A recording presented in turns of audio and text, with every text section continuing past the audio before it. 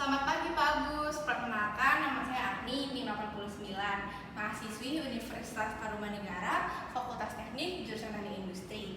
Pada kesempatan kali ini, saya akan membahas beberapa topik yang berkaitan dengan otomasi industri. Untuk lebih lengkapnya, yuk langsung mulai aja.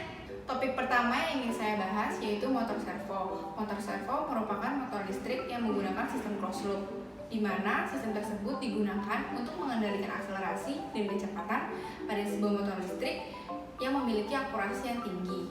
Motor servo sendiri memiliki 3 komponen. Yang pertama, motor yang berfungsi sebagai penggerak roda gigi. Yang kedua, sistem kontrol yang berfungsi untuk mendeteksi posisi target. Yang terakhir, ada potensiometer yang berfungsi sebagai sensor yang akan memberikan sinyal. Berdasarkan arusnya, servo motor dibagi menjadi 2, yaitu servo motor AC dan servo motor DC. Sedangkan berdasarkan pengaplikasiannya dibagi menjadi 4. Yang pertama ada positional rotation, continuous rotation, linear servo motor, dan brushless DC servo motor.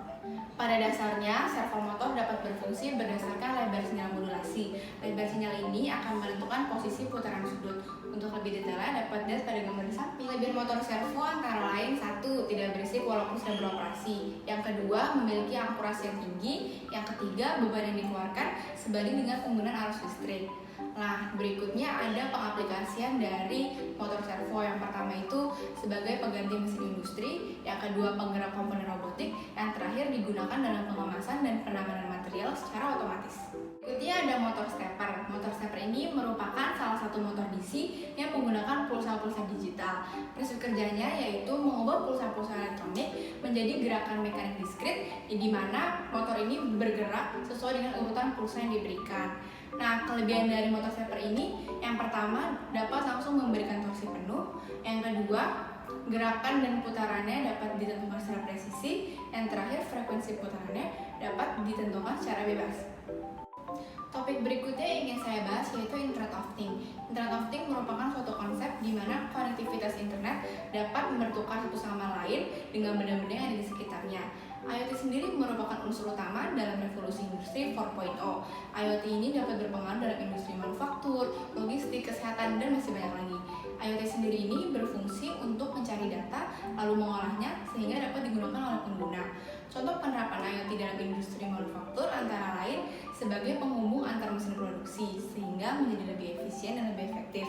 Selain itu, juga dapat sebagai metode pemantauan alat produksi sehingga dapat memiliki manajemen yang lebih baik. Harapan saya pandemi ini segera berakhir, perekonomian Indonesia segera pulih, dan kita juga dapat beraktivitas kembali secara normal. Harapan saya otomasi ke depannya terus berkembang dan menghasilkan inovasi baru dengan tetap tidak membunuh peran manusia, melainkan membuka peluang bisnis baru. Bulan bersama Bapak terasa sangat singkat dan menyenangkan. Rasanya kita seperti sudah kenal walaupun kita cuma bertatap muka lewat online. Kritik yang ingin disampaikan rasanya tidak ada sih. Kenapa? Yuk kita flashback dulu. Mulai dari nih metode pelajaran Bapak yang sangat menyenangkan. Mulai dari Bapak ngajak kita ke pabrik 2 kali loh, 2 kali. Itu kan seru banget gitu. Terus sama Bapak ini sering banget kasih video materi di kelas, jadi kita tuh nggak bosan waktu dengerin. Terus Bapak juga sering ngajak siswanya ini untuk interaktif bertanya, berpendapat, atau lain sebagainya. Terus yang paling penting, Bapak tuh juga membuat suasana kelas tuh terasa offline banget. Kenapa? Karena walaupun online, Bapak ini mengajak siswanya ini untuk terus fokus, nggak kehilangan fokus untuk dengerin Bapak dengan misalnya suka tiba-tiba thumbs up kayak gitu. Artinya kalau nggak thumbs up berarti nggak dengerin Bapak. Nah, itu tuh merupakan salah satu metode yang menurut saya segar untuk dilakukan gitu, karena banyak dosen yang kadang nggak peduli gitu. Menurut saya sih itu fresh banget. Jadi kiranya apa ya, kritiknya nggak ada. Terus Bapak juga orangnya sangat disiplin. Menurut saya itu merupakan fondasi yang bagus untuk mengajar sebagai seorang dosen, karena dosennya aja sudah tegas, makanya anaknya juga jadi respect gitu. Kalau untuk saran sih, saya berharap semoga pembelajaran Bapak dapat terus dipertahankan dan ditingkatkan di kemudian waktu. Saya berharap dapat bertemu dengan Bapak lagi di mata kuliah lainnya. Semangat terus Pak Agus. Makasih sudah membuat 6 bulan ini sangat menyenangkan dan sangat berkesan. Terima kasih Pak Agus. Sekiranya sekian video dari saya, kurang lebihnya mohon maaf. Sampai Sampai jumpa di lain waktu.